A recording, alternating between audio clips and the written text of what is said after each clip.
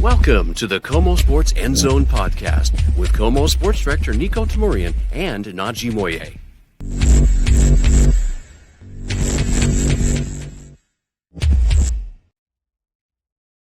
Well, hey there, and welcome back to the KOMO Sports End Zone. I'm KOMO Sports Director Niko Tamurian. I almost messed up my own name.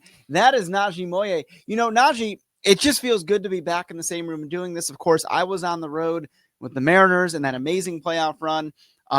Difficult to kind of get this done, and you had the Seahawks bye week mixed in the middle there.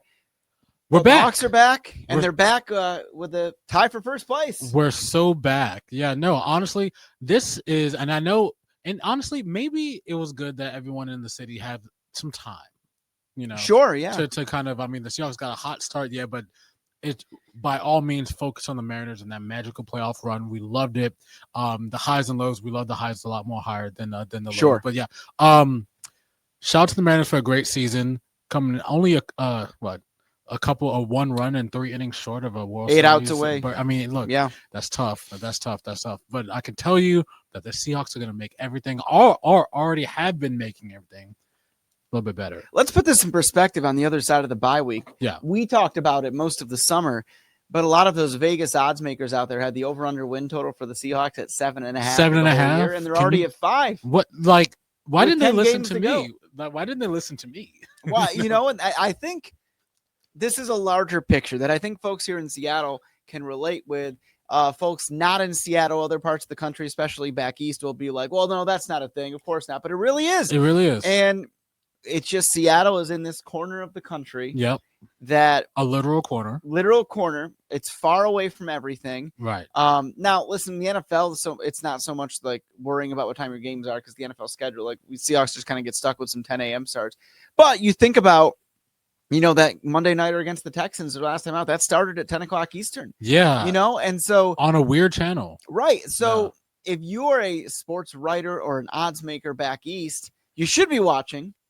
But the reality is, in order to watch, that means you're staying up till 1 a.m. on the same night as Game 7 of the ALCS. Yeah. And so these things are happening because, and it doesn't mean these are bad people, but you start to get an idea, you know, the equivalent, not quite equivalent, but the parallel I would draw is how, you know, UW football entered this week 6-2. A chance, outside chance, I'll call it outside chance at the college football playoff if they were to win out, which would require a big win over Oregon, which is not easy, obviously. But it's not. But they're not 0. even ranked. Exactly. And they beat a nationally ranked team by 17, and they didn't even get enough to get in the top 25. And again, it doesn't mean these people are bad people, but look at where most of the voters are. They're in the, you know, the deep south of the SEC. They're out east. You say these are not. You say these are not bad people. What if they are bad people? Well, maybe exactly. I'm sure a couple of them are, but you don't know. But no, most of them are not, and it's they just weren't able to see it, or they weren't able to stay up that late. And to bring this conversation back to the Seahawks, I think this is what we've seen so far. Well, there is a long, long way to go. Right. Understanding that this team has shown flashes of what it could be. I personally think their best football is still to come. Right. And what we've seen, and honestly, you know, I think you just said it, what, you know, the national media, everyone from the East Coast have kind of forgotten about the Seahawks, not even just like the West Coast, the Seahawks specifically. It may be how Mike McDonald actually really likes things. Wants it to be. Like, I think this is ideal. I mean, honestly, when you look at the stats, it's kind of obvious, or not obvious, but it's kind of surprising why the Seahawks may be overlooked as one of the better teams in the NFC, at least. Yeah. This is a loaded conference, though. Yeah. Talking about Detroit, we're talking about the Eagles, talking about the Packers. The Seahawks are right there up there, even though they're their own division. I mean, the NFC West. I mean, there's 5 teams. Yeah, three teams. They were 10-7 last year and missed the playoffs. Exactly. And there are 3 teams currently with 5 wins in the division. Yeah. You said they're just tied for first. I mean, the Niners had 3 losses somehow. Yeah. I'm not that sure how. But the leading receiver in the league is JSN. And how impressive is that? How impressive has that been? I think that we talked about this.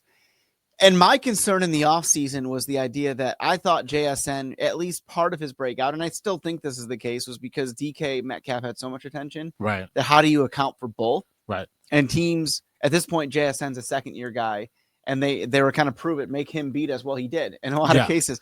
Now, what's amazing to me is that he is unequivocally the best guy in this team, arguably the league right now. Right. And he's still getting it done. Yeah. And I think a lot of that, and I'll get your take on what you think it is, but I think a lot of it is this Clint Kubiak scheme.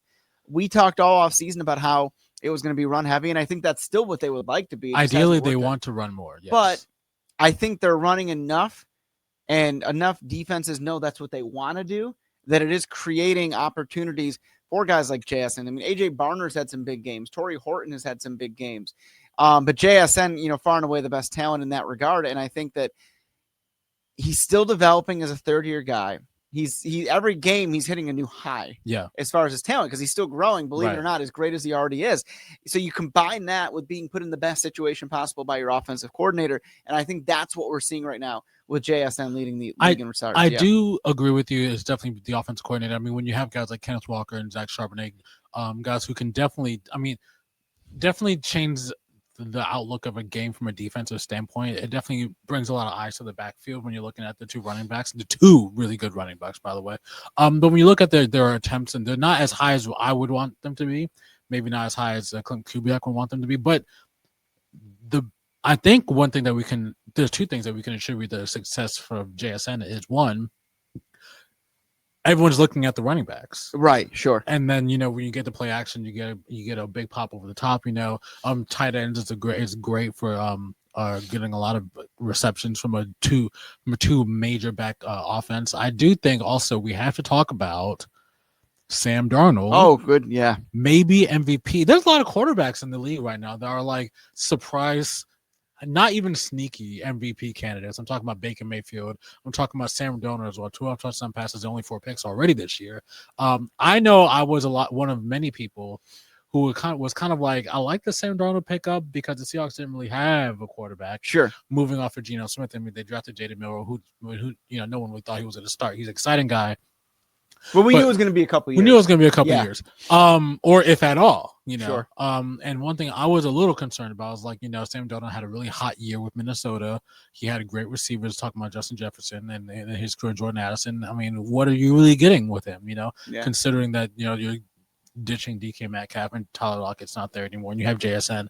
I'm pleasantly surprised. Yeah. I think the whole city is. The whole city's been focused on the Mariners.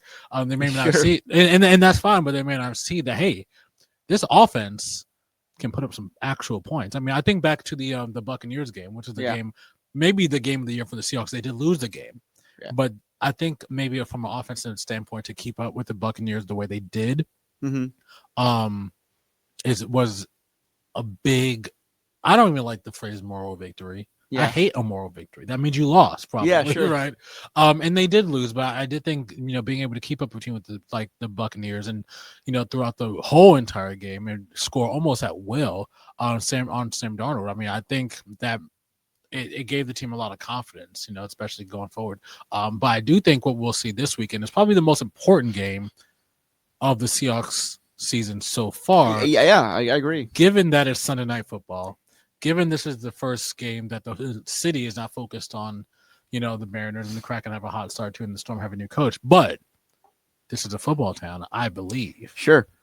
Sunday Night Football in DC on the road wearing these throwbacks. This is the Sam Darnold coming out party. This is the Seattle Seahawks coming out party. Yeah. This is the Seahawks' chance to be like, hey, mention us with the Eagles, mention us with the Lions, mention us with the Packers. Right. And I think that, boy, you think about that in a couple ways from the standpoint that the Seahawks have really made it that way. Mm-hmm. Obviously, this season, I think everybody here in town, we talked about this off the top, expected something of a jump forward. Yeah. But when you I predicted 12 wins. Yeah, exactly. And you look like a genius right now. I mean, you always look like a genius. But it's mostly the glass. Like one too. It's mostly the glasses, but I'll take it. They're nice. But, I want to go back to what you're saying about Sam Darnold. I mean, talk about a guy proving something. Yeah. You think about what he's been able to do. So many people were like the point you made. Well, yeah, of course you can do that with Justin Jefferson and guys like that. But the idea that he's doing it again. Yeah. And that's not a knock on JSN, like you said, but it's like first year in a new system. Yeah. It's the idea that, in this league, quarterbacks are given up on so quickly. And it's not just Sam Darnold. I mean, listen, Geno's struggling right now, but look what how he rejuvenated his career here in town. Look at Baker Mayfield. Yeah. I mean, that was a silly one to me because he led the Browns of all teams to the playoffs. Then they got rid of him for Deshaun Watson. And it took a year or so for Baker to find his footing, but now that he has him, he's the dude in Tampa. And, oh yeah, and that's a good club, as we saw back in that same day as we had the Seahawks game and the ALDS game too for the Mariners. Yeah. So I think this Seahawks team is playing with ultra confidence. Let's do some house cleaning though as we head into this game with the Commanders. Sounds like Julian Love's probably not going to play. He's got that soft tissue injury that those things are tricky. And even on the heels of the bye, it looks like it's been re-aggravated. Yeah. So Mike McDonald actually saying they're considering the IR, which would mean another 4 games potentially without Julian. Yeah. Credit where it's due. Ty Okada has been playing really great in his absence. The good injury news front is that at least as of Wednesday's practice participation, it looks like Devin Witherspoon will be back along with Robbie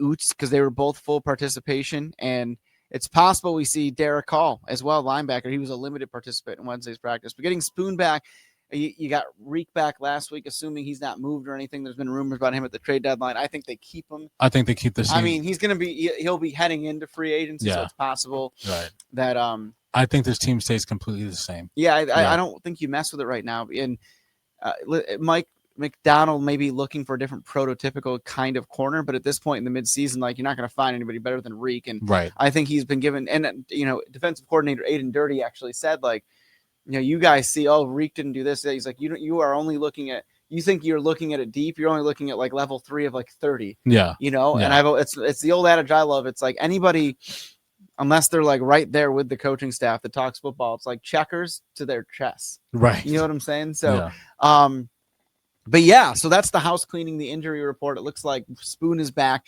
Julian Love, probably not. A lot of guys getting veteran rest. That's nothing to worry about. That's okay. And so, but the injury report's much more important on the other side this week. That's true. Terry McLaurin, star receiver, out for this game. Yep. It's trending as if, again, full disclosure, we were recording this on Wednesday night, the 29th. You could see it if you're listening, say, on Friday or Saturday morning. Our preview in a moment will still be the same.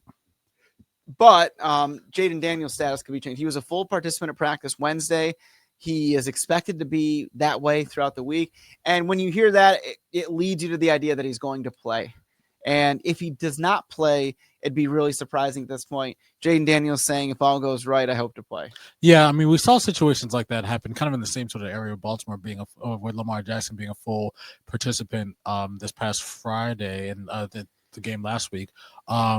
And for the practice, and he just didn't play. So it can happen. It can happen. He had a hamstring thing. He was out for a couple games prior, and they ended up going with Tyler Huntley. I mean, I understand that. I mean, it's Lamar Jackson. You want to I would say maybe 30% of his game now, I would say is running, and you want to make sure that hamstring. You don't want to mess with that hamstring anyway. So, when you have a guy like Tyler Huntley that can play, have him play. Yeah, I'd sit your guy for a little bit longer. I did see that Jaden Daniels. He looked pretty good, looked pretty mobile against Kansas City last week. So we'll see. Yeah, I think that with Jaden, it's the idea that you don't. The Commanders are in a slightly different position from Baltimore, where they can still turn this thing around. Yeah, they don't have a great record at 3-5, obviously. But the NFC East is a winnable division, though. That's just it. You can find a way back in that. I mean, the Eagles stubbed their toes, even though I think they're the best team in the division. They've stubbed their toes a little bit, and we know that they're probably still going to win it. But you can still sneak into playoffs. Although the NFC is very tough this year, as I just mentioned. So there's still, you're not punting on the season after 8 games. Is the idea there? And so maybe there's. Well, if we lose this, we're 3-6, and then it becomes 3-6 and 4-5 are kind of a different animal. Yeah, it becomes tough, don't you? And so that could be part of the process. Yeah, I do think that the Commanders will be coming to play completely. They're coming. They want to almost save their season, like you mentioned. Three. I mean, there's a big difference between those two records. So I expect them to come out firing for sure. Reunion with Bobby Wagner.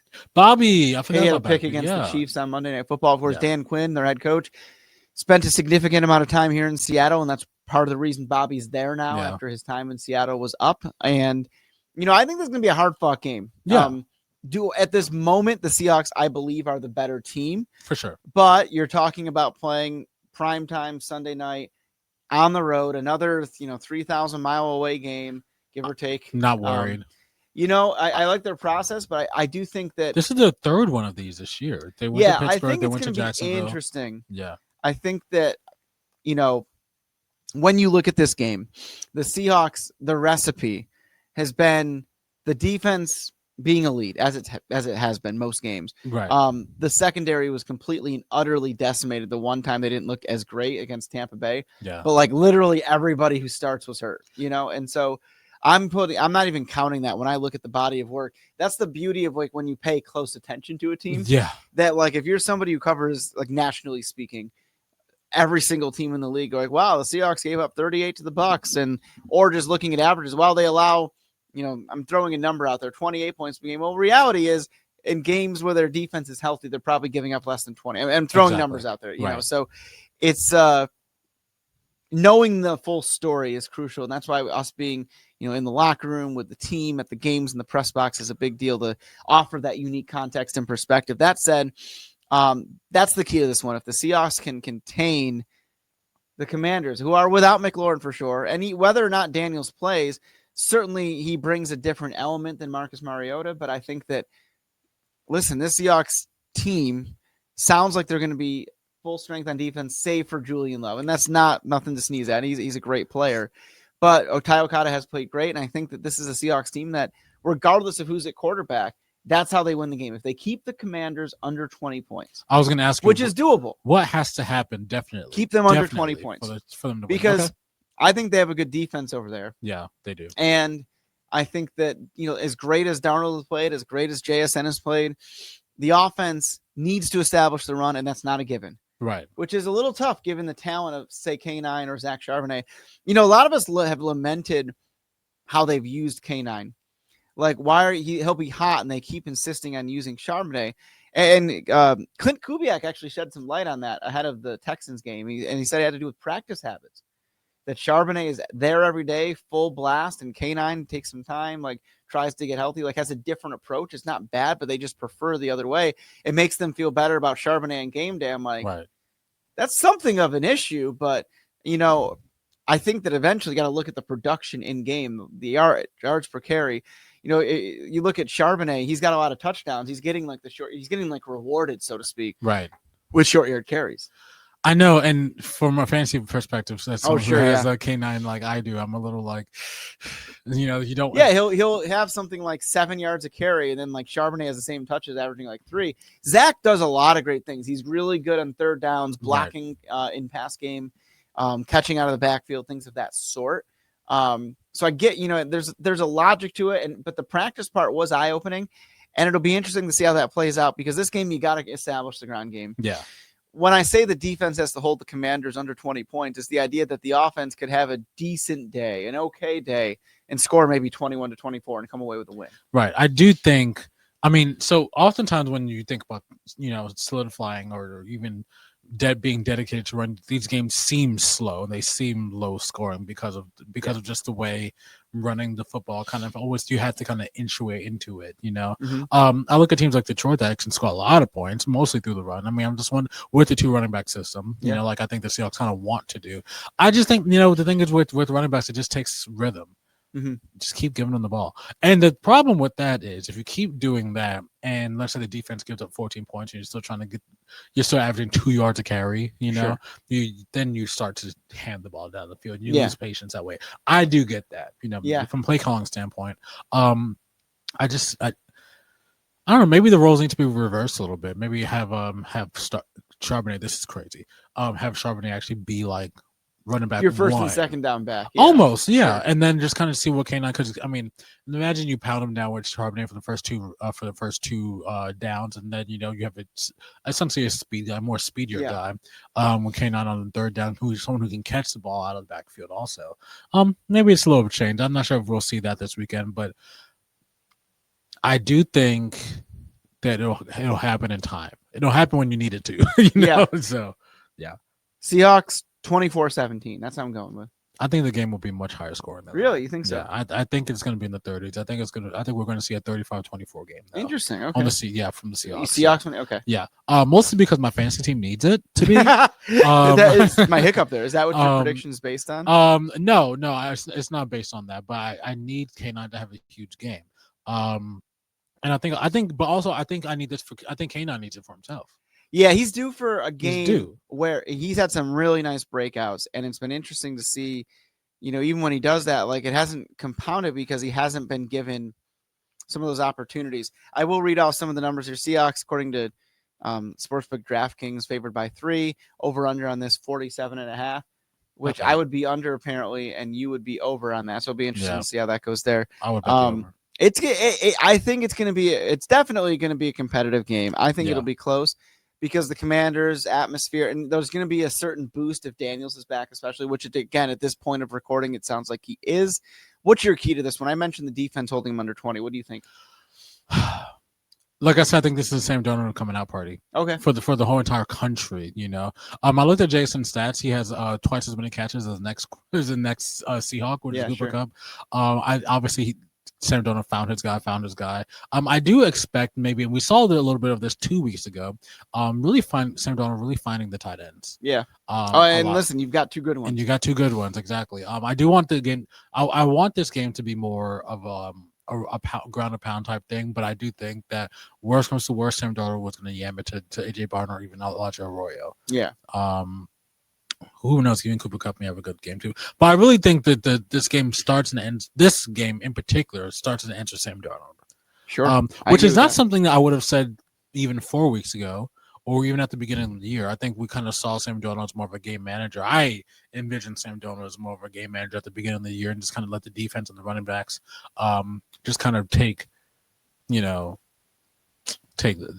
be the owners for the offense. But hey, I'm seeing him moving around a little bit. I'm seeing him kind of yamming the ball in some places that's a little nervous, but he's doing it, You're right. I look back at the 2 losses that Seahawks had. I mean, minus the San Francisco loss at the beginning of the year, which, say what you will, it was a little bit of a deflating loss at the beginning of the year. But, and also, the 3-point game against the Buccaneers a couple of weeks after that. Tough game also. But I have utmost confidence. I am a fan of Sam Darnold. Go figure. I shouldn't sound this surprised. No, but I really like the way he manages the game. I've enjoyed watching him. But also can win. And here's the thing, fans can point to like the big mistake in the Niners game, big mistake at the end of the Bucs game. They weren't the worst, you don't want to see them, but there wasn't it wasn't not to pile on like past teams, but like Geno Smith would make some of these interceptions. And you're like, what was he looking exactly at? Darnold's mistakes were kind of fluky. Yeah. In the Niners game, weird things happen. Guy blocked into him, that sort of thing. That's what I'm talking about.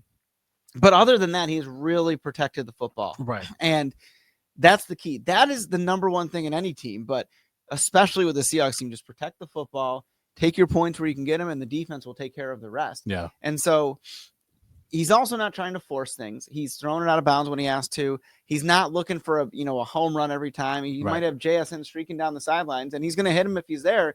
But there's nothing wrong with throwing an 8-yard pass on second down to AJ Varner. Yeah, right. No. So I mean, I look at Sam Darnold as almost like a veteran. I know he doesn't have a ton of starting experience. Mm-hmm. He's been around in the league, and he's kind of drafted by the Jets, ended up with the Panthers. Spent time in Minnesota.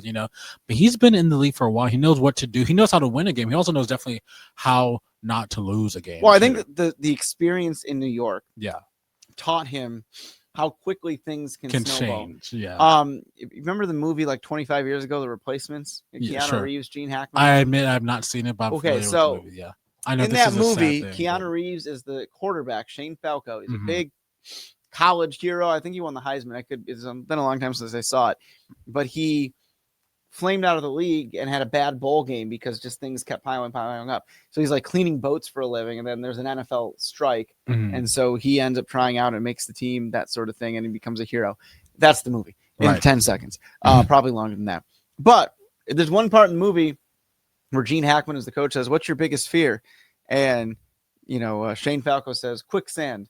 And they're all like, "Oh, quicksand is scary." And no, what he's talking about is like, you keep trying harder and harder to get out of the thing, and you keep sinking. I think that's what happened to Darnold in New York. Oh, yeah. The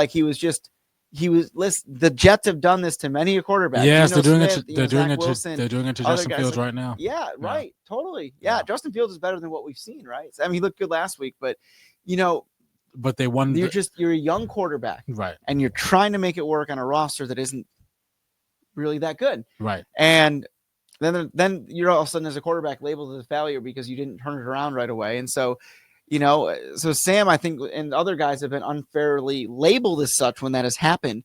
And then so he bounces out of that, then he ends up being in like a shared role with Baker Mayfield in Carolina. That's not ideal. No. But then he got to learn as a backup in the Niners system. Kubiak was there. Niners, They kind of saw it. Then he got his chance, albeit, by injury, with the Vikings. And now he's on a team with a good structure. Like that's a good football team. Yeah. Structurally, organizationally, all the things the Jets would want to be. Right. Didn't mean to suddenly be pouring on the Jets, but it's the reality. No, I want to pour on the Jets and even that more. Was seeing what Sam Darnold can be with what any quarterback can be. Right. You look at what Baker Mayfield is doing with the Bucs now. When you have a good organization, not just talent, which is paramount, of course. Yes. But when you have the proper structure, your proper coaching staff, the support, then good things can happen. If you're a guy that's made it as a quarterback in the NFL. Let's pile on the Jets a little bit more because they did win their first game of the year last year.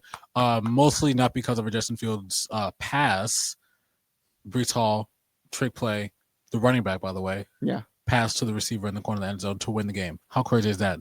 I do like Aaron Glenn. I think he'll do good stuff. I do like Aaron Glenn. Yeah. But back to our Seahawks, they are a strong organization that can support Sam Darnold and has put him in the best position possible. It's 7 games out of 17 so far. But I agree with your assessment that this could be one of those on a national stage games. Like, okay, they're making this happen. Also, another slight deviation. You mentioned the replacements. What's your favorite football movie? Oh, God. I don't know. Is it not? It's not The Replacements. No. Okay. That's like, no.